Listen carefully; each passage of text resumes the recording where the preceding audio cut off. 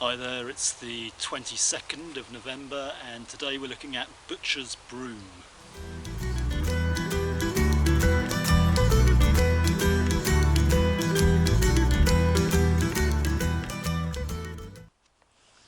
Okay, well this is some Butcher's Broom here. This is a very sort of typical aspect of how it grows. Yeah, you'll find it growing in woodlands, mainly in southern England. It's kind of in the north of its range in southern England, and it is creeping north slowly with climate change, so you may find it further north, but it's more of a rarity the further north you get. And another common name for it is knee holly, which I don't know if you can see my knee here. Yes, it tends to grow to knee height or a little bit above. This one's more like waist height here. And the reason it's called Butcher's Broom is because apparently butchers would gather the twigs. They're quite sturdy, hence the name knee holly again, and they're quite prickly, but butchers would gather these twigs and bind them up into a broom and use them to clean their chopping blocks.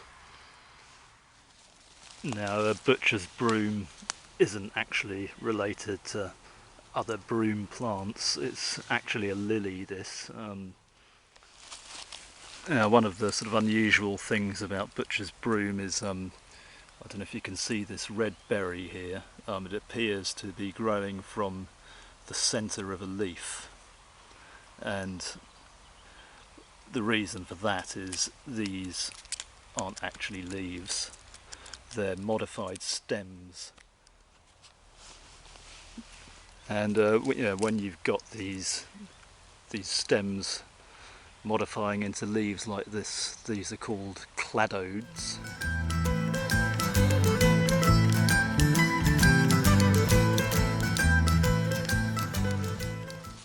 The edible part or parts of a butcher's broom, well, the young shoots are supposedly a bit asparagus-like. I think they're quite bitter myself, but yeah, obviously at this time of year you haven't got any young shoots, but in the spring there'll be young shoots coming off this, and you can eat those as you would asparagus.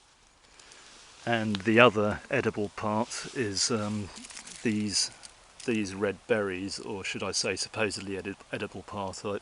I've never tried them myself, and you certainly can't eat them raw. Some people have taken the seeds of these, roasted them, ground them, and you can make a coffee out of them.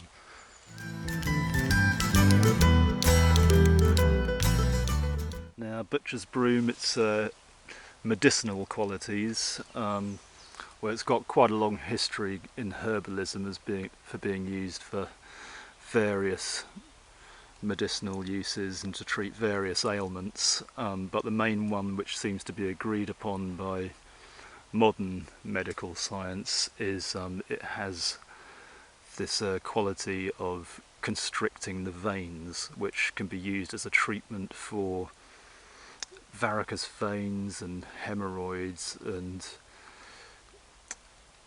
fatigue in your lower body. Various things due to circulation problems. This medicinal use is down to two chemical compounds which are really present in the rootstock, called ruscogenin and neoruscogenin. And neoruscogenin and ruscogenin, these have been extracted and are used in a few modern medicines which are used to treat varicose veins and things like that. But one caution is, if you're on medication for high blood pressure, you shouldn't be taking it. In fact, if you're on medication for anything which is to do with your circulation, I wouldn't recommend taking this plant or even eating the shoots. But yes, all in all, it's an interesting plant, which it's kind of surprising when you find it and you look at it closely and you see these berries and the leaves, and it does seem to look a bit out of place in an English woodland, but here it is, butcher's broom. And a final word of caution, butcher's broom has caused an allergic reaction in some people, so when trying this, or indeed any other wild food, always try a small amount at first.